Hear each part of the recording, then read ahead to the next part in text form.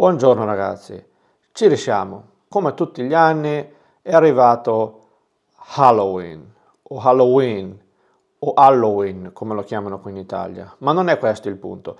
Il punto è che questa festa non appartiene alle tradizioni italiane. Non è una nostra festa, è stata importata dall'America ed è una festa commerciale e unicamente improntata al consumismo.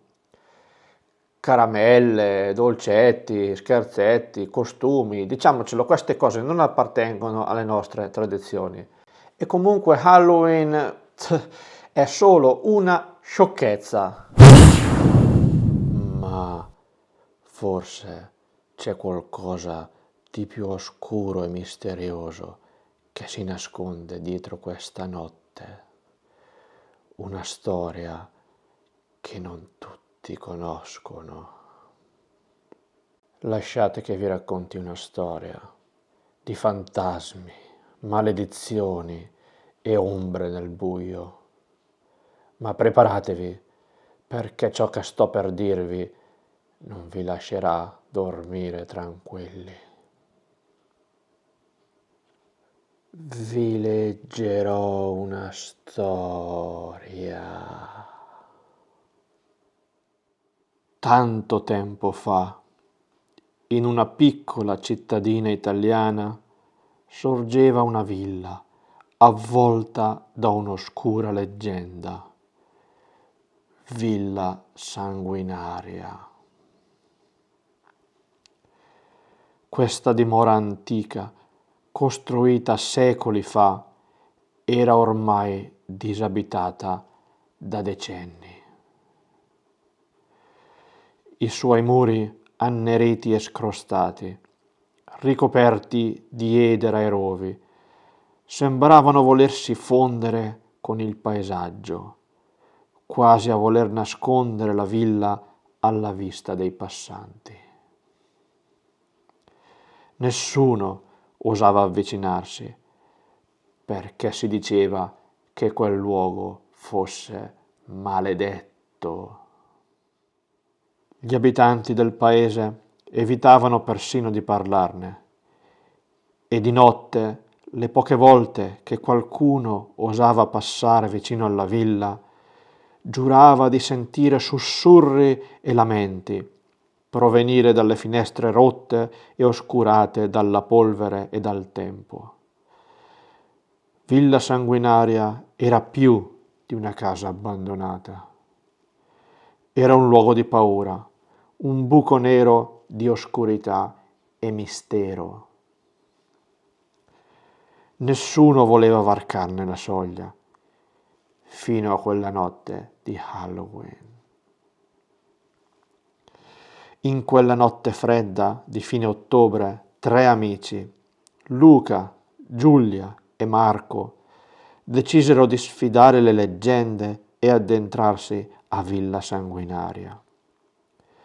La curiosità era più forte della paura.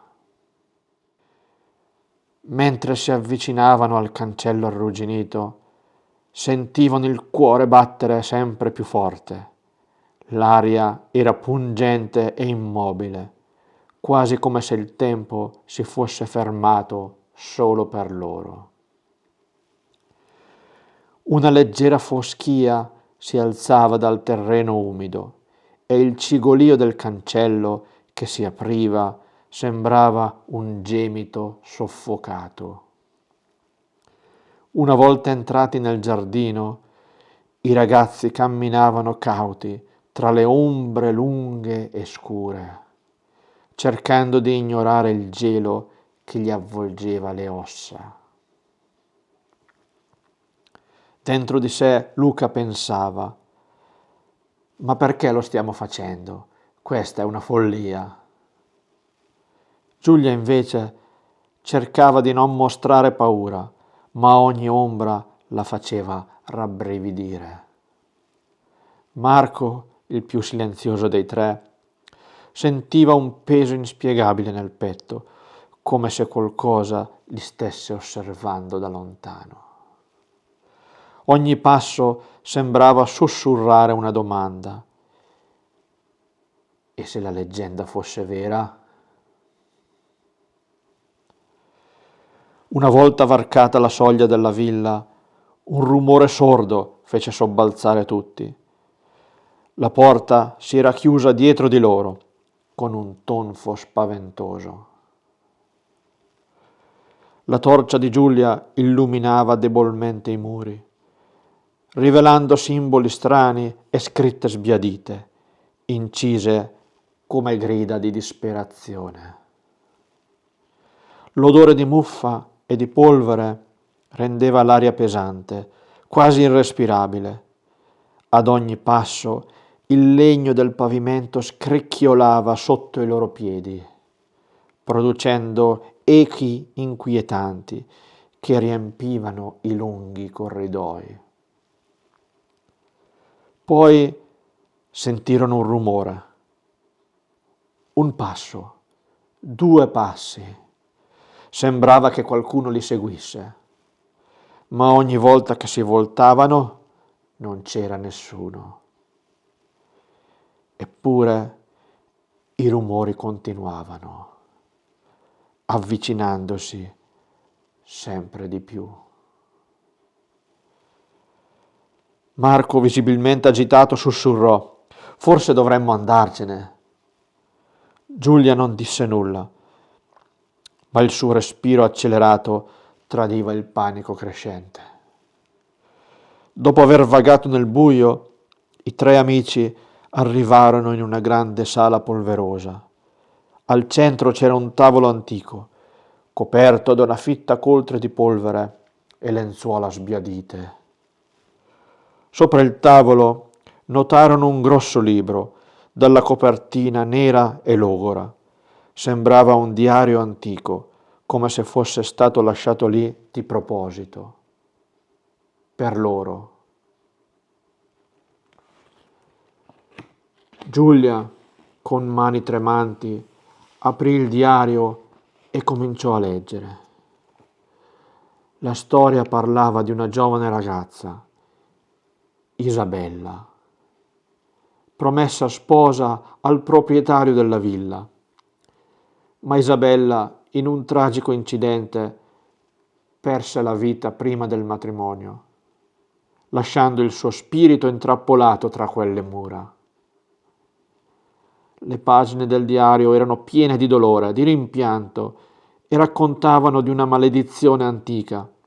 Chiunque leggesse quelle parole sarebbe stato condannato a condividere il destino di Isabella.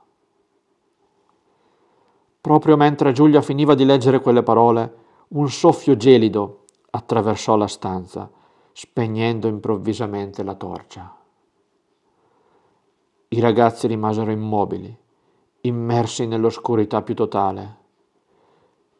All'improvviso un sussurro, un flebile lamento sembrava provenire da ogni angolo della stanza. «Perché siete qui? Perché non mi lasciate in pace?»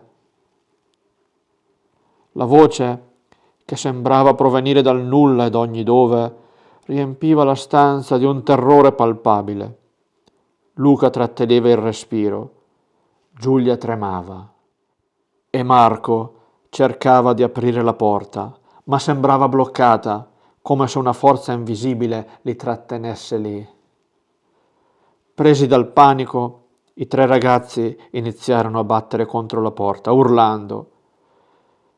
Dopo alcuni interminabili secondi, finalmente riuscirono ad aprirla e corsero fuori dalla villa, senza mai voltarsi indietro. Ma una volta all'esterno si accorsero che Giulia non era con loro. Tornarono al cancello, gridando il suo nome nel buio, ma di lei non c'era traccia. Al mattino trovarono solo la sua torcia, abbandonata davanti al portone della villa. Nessuno seppe mai cosa fosse successo a Giulia e da quel giorno nessuno ebbe mai più il coraggio di entrare a Villa Sanguinaria. Qualche mese dopo, una squadra di restauratori decise di visitare la villa per riportarla al suo antico splendore, ma appena varcata la soglia notarono una scritta sul muro, una scritta incisa di fresco che non era mai stata lì prima.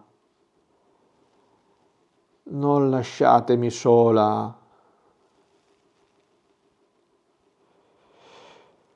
Questa è la storia di Villa Sanguinaria. E ora vi chiedo, voi avreste avuto il coraggio di entrare?